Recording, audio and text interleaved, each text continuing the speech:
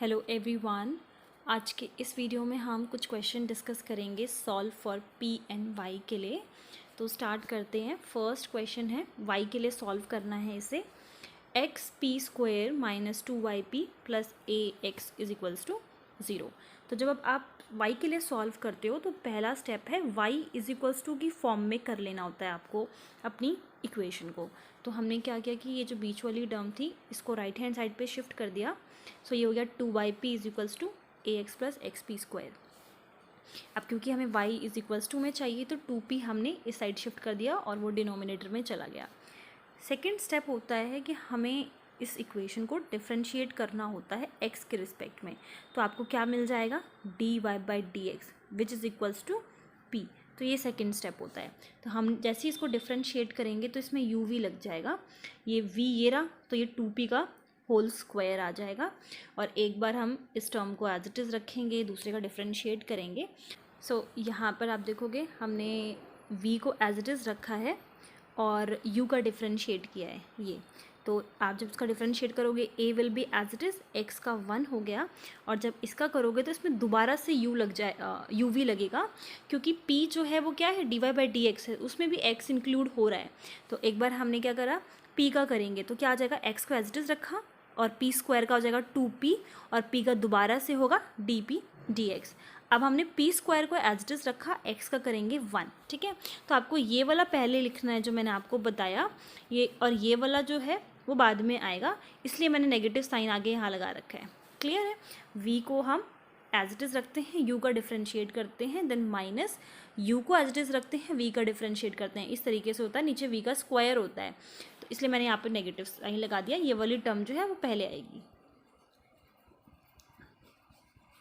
Okay, so अब हमने a x plus x p square को एज इट इज़ रखा है और 2p का डिफरेंशिएट किया है। तो 2 तो कांस्टेंट है वो ऐसा ही रहेगा, और p का जब आप x के रिस्पेक्ट में करोगे तो ये dp बाय dx हो गया। Now this is equals to negative sine as it is. अब हमने ये ब्रैकेट जो है ब्रैकेट अंदर मल्टीप्लाई कर दिया है, तो ये हो जाएगा 2ax dp by d x minus, और ये जो ब्रैकेट है बेसिकली हम थोड़ा सा सिंप्लीफाई करने के लिए इसको अंदर जो है मल्टीप्लाई कर देंगे, तो हमें न्यूमरेटर में ये मिल जाएगा। अब हमने पूरी इक्वेशन से जो है 2 कॉमन लेकर कैंसिल कर दिया है।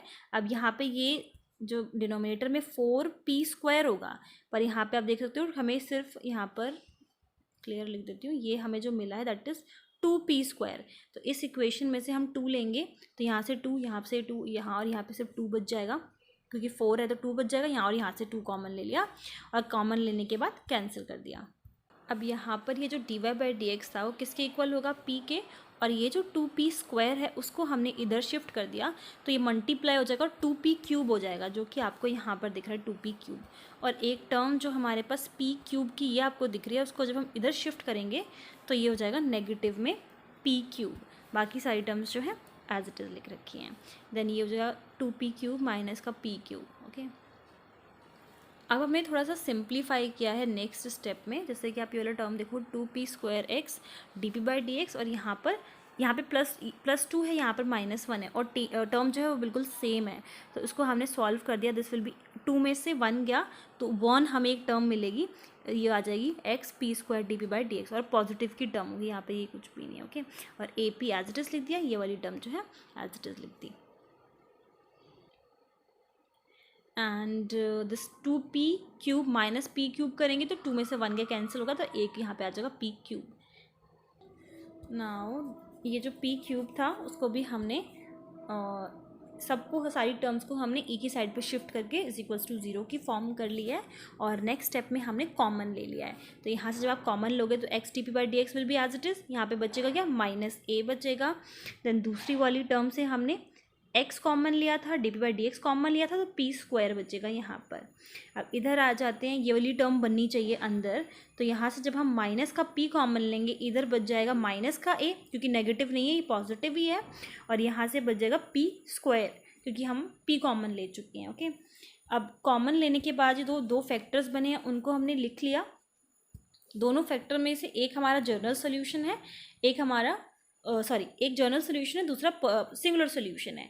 तो जब हमें जनरल सोल्यूशन लाइक हम सॉल्व कर रहे हैं वाई के लिए, तो हम सिंगुलर सोल्यूशन को निगलेक्ट कर सकते हैं। पता कैसे चलता है? जनरल सोल्यूशन में आपके पास ये dp/dx की फॉर्म होती है और सिंगुलर सोल्यूशन में सिंपल p की फॉर्म होगी। एक्चुअली सिंगुलर और जनरल सोल्यूशन में ऑलरेडी बता चुकी हूँ, बट मैं आपको एक थोड़ा सा आइडिया दे देती हूँ। देखिए कैसे पता चलता है। जनरल सोल्यूशन नाम से ही पता चल रहा है कि काफ़ी सारे सॉल्यूशंस हमें मिलते हैं। तो जो dp/dx की फॉर्म है, इसको जब हम इंटीग्रेट करते हैं तो प्लस c हमारे पास लगता है एज अ इंटीग्रेशन कांस्टेंट। तो जैसे ही आप c की वैल्यूज़ को जो है वेरी कराओगे, चेंज करोगे, तो वेरी जब हम कराते हैं c की वैल्यू को, तो हमें अलग अलग कर्व्स जो हैं वो मिलना स्टार्ट होते हैं। दैट मीन्स कि वो एक जनरल सोल्यूशन है। बट अगर यही सेम चीज़ हम p के केस के लिए बोलें, तो p को हम इंटीग्रेट नहीं करेंगे तो हमें c जो है इंटीग्रेशन कांस्टेंट वो भी नहीं मिलेगा। और जब c ही नहीं रहेगा तो आप कोई वैल्यू भी वेरी नहीं कराओगे, तो आपको एक पर्टिकुलर सोल्यूशन या एक सिंपल सा कर्व मिलेगा। इसीलिए जब हम जनरल सोल्यूशन निकालते हैं तो हम सिंगुलर सोल्यूशन को निगलेक्ट कर देते हैं और हमने सिर्फ ये वाला जो है फैक्टर चूज़ किया है। अब वो जो भी सिंगुलर सोल्यूशन आपको मिल रहा है उसको आप इक्वेट कर दो 0 से, और जैसा कि मैंने कहा इंटीग्रेट करना होता है, तो p को हमने शिफ्ट कर दिया राइट हैंड साइड पे। अब यहाँ पर आप देख सकते हो ईजिली जो है वेरिएबल्स सेपरेट हो रहे हैं। अब देखिए ज़रूरी नहीं है कि वेरिएबल्स हर केस में सेपरेट हों। अगर आपको कोई और फॉर्म दिखती है, लीनियर टाइप कोई फॉर्म दिख रही है, या आपको कोई होमोजीनियस टाइप की फॉर्म दिख रही है, जैसा भी फॉर्म आपको मिलता है सॉल्व करने पर, हम उसी तरीके से आगे प्रोसीड करते हैं। हर केस में ज़रूरी नहीं है कि आपको वेरिएबल्स जो हैं ईजिली सेपरेट हो जाएं। अब क्योंकि इसमें हो रहे तो थे, इसलिए हमने इस तरीके से प्रोसीड किया है। ये जो dy/dx है उसको हम शिफ्ट कर देंगे, और ये y जो है x जो है वो भी साइड शिफ्ट कर देंगे, p जो है और लेफ्ट हैंड साइड पे आ जाएगा और इंटीग्रेट कर देंगे। नाउ अब हमें पता है कि इंटीग्रेट करने के बाद जो फॉर्म है वो log की आने वाली है, तो जो इंटीग्रेशन कांस्टेंट है वो भी हमने log c ले लिया। This will B log p, log x and log c। log ये हो जाएगा xc और यहाँ पे p, log से log कैंसिल हो जाएगा। नाउ p की वैल्यू जो है xc आ गया। अब हम सॉल्व कर रहे थे y के लिए, तो हम सिंपल क्या करेंगे, जहाँ पर p है वहाँ पर हम क्या पुट कर देंगे, xc। तो y इज इक्वल्स टू की फॉर्म में, जो मैंने आपको बोला था कि पहला स्टेप निकालना है, इसको मैंने इक्वेशन नंबर 1 दे दिया है। अब जहाँ पर भी p है हम सिंपली xc पुट कर देंगे और ये हमें मिल जाएगा। ठीक है, थोड़ा सा सॉल्व करोगे तो आपको मिल जाएगा क्लियरली। थोड़ा सिंप्लीफाइड वे से हम लिख सकते हैं इसको, 2y is equals to cx² plus a/c। अब कुछ क्वेश्चंस हमारे पास यहाँ पर हैं जिसमें हमें p के लिए सॉल्व करना है, तो मैं आपको बताती हूँ कि p के लिए किस तरीके से प्रोसीड किया जाता है। लाइक p², फर्स्ट क्वेश्चन लेते हैं, p² minus 7p plus 12, I think. Let me check the question. Okay, p² minus 7p plus 12 is equals to 0। Okay, तो p जब हम सॉल्व करते हैं तो हमारा जो पहला स्टेप रहता है, हमें p की वैल्यूज़ को फाइंड करना होता है। अब देखिए p की वैल्यू को फाइंड करने के बहुत डिफरेंट तरीके हैं। लाइक अगर आपको क्वाड्रेटिक इक्वेशन दिख रही है तो आप डिस्क्रिमिनेंट फॉर्मूला यूज़ कर सकते हो, या फिर मिडिल टर्म को स्प्लिट कर सकते हो, या फिर लाइक इस तरीके की आपको मान लो कोई फॉर्म मिल रही है, p² y minus 2 is equals to 2x plus 3, suppose कर लेते हैं। तो आपने सिंपली अगर हम इसको इधर शिफ्ट कर दें तो आपको p की वैल्यू डायरेक्टली मिल जाएगी। तो ज़रूरी नहीं है कि डिस्क्रिमिनेंट फार्मूला या स्प्लिटिंग द मिडिल टर्म पे जाना है। काफ़ी डिफरेंट तरीके हैं, बट आपका मेन मोटिव यही है कि p की वैल्यू फाइंड करनी है। अब जैसे कि इस क्वेश्चन में देखिए, आपको क्वाड्रेटिक इक्वेशन दिख रही है, आपने ट्राई कर लिया कि क्या आपको हम स्प्लिट कर सकते हैं मिडिल टर्म को, तो 12 को हमने स्प्लिट करके देख लिया। ओके, तो 7 बनाना है 4 प्लस 3, क्योंकि ईजिली बन रहा है तो आप स्प्लिटिंग द मिडिल टर्म पे जा सकते हो, वरना हम डिस्क्रिमिनेंट फॉर्मूला भी ट्राई करते, क्या पता रूट्स इमेजिनरी हो उस चीज़ के लिए। ठीक है, तो p² now minus 4p minus 3p plus 12 is equals to 0। यहाँ से हम कॉमन ले सकते हैं p, so this will be p minus 4, इधर से हमने 3 कॉमन ले लिया, सो ये जगह p minus 4 is equals to 0। Factors हमारे पास आ गए 3 and p is equals to 4। अब देखिए दोनों के लिए अलग अलग तरीके से सॉल्व करेंगे। p is equals to 3, p is equals to 4। p की वैल्यू क्या होती है, dy/dx is equals to 3। Same over here, dy/dx is equals to 4। इसको इंटीग्रेट करेंगे to get the value of y, and on integrating you will get y is equals to 3x with respect to आपने x integrate किया तो ये cancel हो जाएगा simply, ये वाला पार्ट तो y बच गया, ये 3x हो जाएगा और इंटीग्रेशन कांस्टेंट जुड़ गया ये। सेम यहाँ पर आ जाएगा 4x प्लस सी। तो देखिए आपको लिखना कैसे है, y सबको इधर शिफ्ट कर लोगे तो -3x माइनस का c इज इक्वल्स टू 0 हो जाएगा। इसी तरीके से ये हो जाएगा y माइनस का 4x माइनस का c इज इक्वल्स टू 0। लिखना कैसे, दोनों को साथ साथ लिखकर -3x माइनस का c y minus 4x minus का c इज इक्वल्स टू 0। ये जो हमने लिखा है ये इसका फाइनल आंसर हो गया। Now let us come to second question, that is p square minus 2p minus 3 is equals to 0। जैसे कि क्वाड्रेटिक इक्वेशन है तो हमने 3 के फैक्टर्स बना लिए which is simply 3 and 1, that is p square, and क्योंकि ये सब्ट्रैक्ट करना है हमें so minus p, sorry this will B plus and minus का 3p, तब ये हो जाएगा आपके पास माइनस का 2p minus 3 plus 1, so minus 3 is equals to 0। p यहाँ से कॉमन ले लेते हैं, यहाँ पे बचेगा p प्लस 1, यहाँ से -3 कॉमन ले लिया, so this will be p plus 1 is equals to 0। तो पहला factor p minus 3, second factor will be p plus 1 is equals to 0, and then p is equals to 3, p is equals to -1, this will be d by dx is equals to 3, और y is equals to 3x plus c, और y minus 3x minus c is equals to 0। इसी तरीके से इसका निकालेंगे, so this will be dy by dx is equals to -1, and y is equals to -x plus c। दूसरा वाला factor हो जाएगा y plus x minus c। अब दोनों को साथ जो है हम लिख देंगे इसको और इसको, ये हो जाएगा हमारा फाइनल आंसर। अब आ जाते हैं थर्ड क्वेश्चन पे, which is p minus y is equals to x plus y।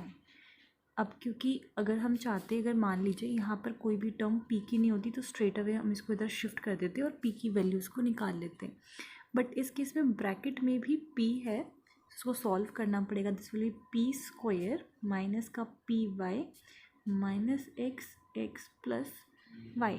Still ये क्वाड्रेटिक इक्वेशन है बट थोड़ा सा कॉम्प्लिकेटेड है, तो हम डिस्क्रिमिनेंट फॉर्मूला यूज़ करेंगे।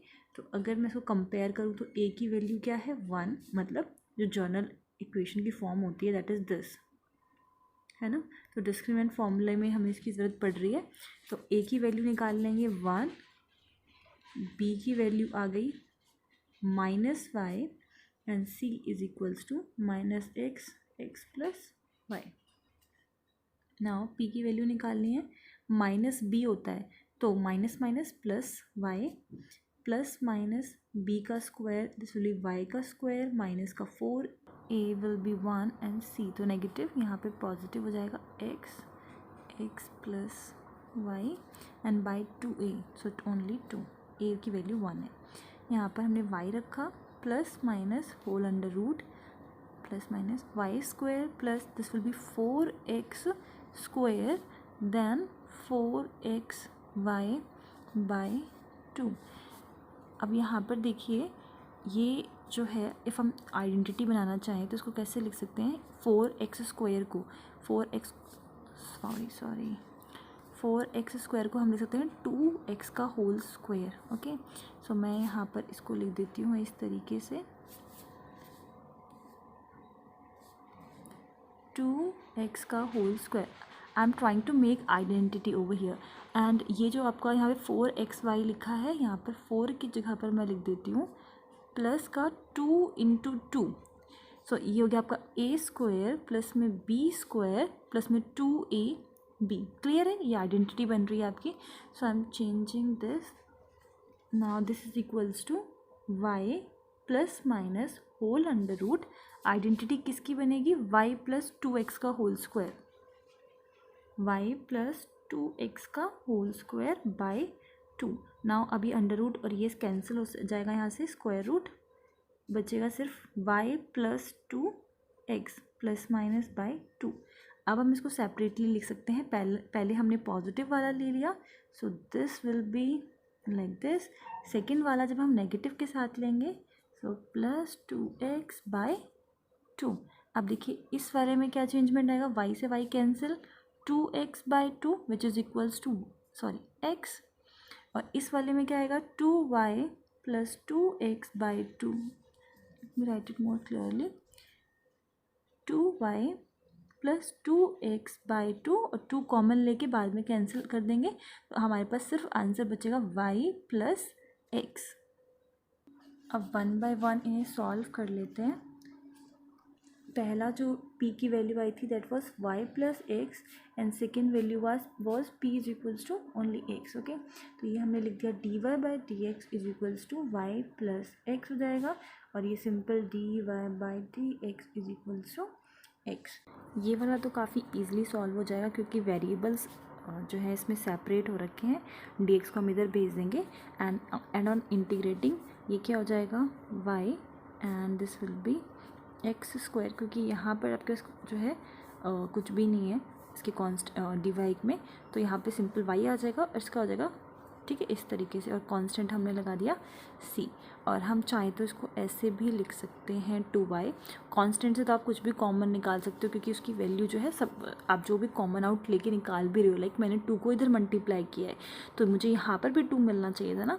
तो आप जो कांस्टेंट होता है वहाँ पे आप कुछ भी कॉमन ले सकते हो, कुछ भी कॉमन निकाल कर आप मल्टीप्लाई कर सकते हो, क्योंकि फिर वो एक नया कांस्टेंट बन जाएगा। अब जैसे कि मान लीजिए इसमें मैंने मल्टीप्लाई बाय 2 और डिवाइड बाय 2 किया था, तो ये जो 2 है कॉमन वाला वो तो इधर चला गया, बट ये जो है वो एक नया कांस्टेंट बना देगा, c1 लेट कर सकते हैं, ठीक है। So this is equals to x² plus में c1, और simply you can write c, उसे कोई फ़र्क नहीं पड़ेगा। और इसको हम कैसे लिख सकते हैं, 2y माइनस का x² माइनस का c, ये आ जाएगा, ठीक है। अब जो हमारे पास दूसरा रूट आया था that was dy/dx is equals to y plus x. अब हम क्या कर रहे हैं, इसको लीनियर डिफरेंशियल इक्वेशन की वजह से सॉल्व कर रहे हैं, minus x is equals to this. तो फॉर्म आप देख सकते हो कैसी बन रही है, प्लस में p y is equals to q वाली फॉर्म, ठीक है, लीनियर डिफरेंशियल इक्वेशन। अगर आप इसको इक्वेट करो तो पी की वैल्यू यहाँ पर आपको क्या मिल रही है, -1, और क्यू की वैल्यू मिल रही है x। तो इंटीग्रेटिंग फैक्टर निकालने का क्या तरीका था, e to the integral p dx and it is -dx which is e, और यहाँ पर आपके पास सिंपली आ जाएगा x।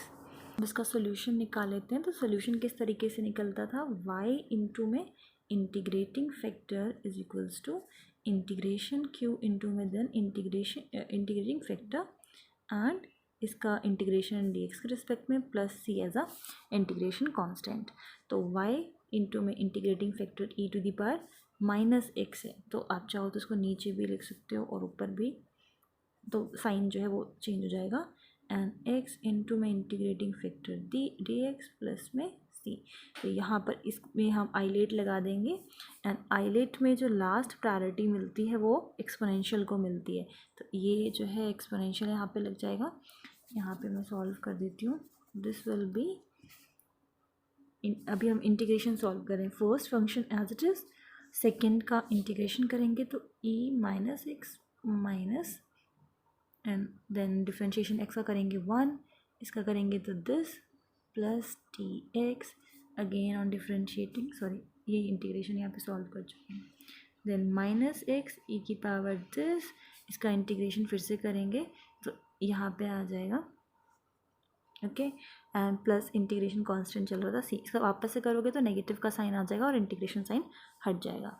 इसको क्लियर कर देते हैं। यहाँ पर आपके पास है y इंटू में, ओके। अब हम देखेंगे अगर मैं पूरे इक्वेशन से इसको डिवाइड कर दूं तो यहाँ पर बचेगा simply y is equals to -x, यहाँ पर माइनस का 1 एंड यहाँ पे प्लस c। अब क्योंकि डिवाइड किया है यहाँ पर तो ये आपके पास आ जाएगा e की पावर पॉजिटिव x, क्योंकि नीचे आएगा ना डिवाइड में, तो और जब आप ऊपर शिफ्ट करोगे तो पॉजिटिव का हो जाएगा, क्लियर है। उसके बाद हमारा रूट ऑलमोस्ट आई आ चुका है, इसको शिफ्ट करेंगे तो y plus x plus 1 and minus this, okay. तो ये आपका वो दूसरा हो गया। अब हम फर्स्ट और सेकंड को साथ साथ लिख देंगे, जो आपका सेकंड आया था दैट वाज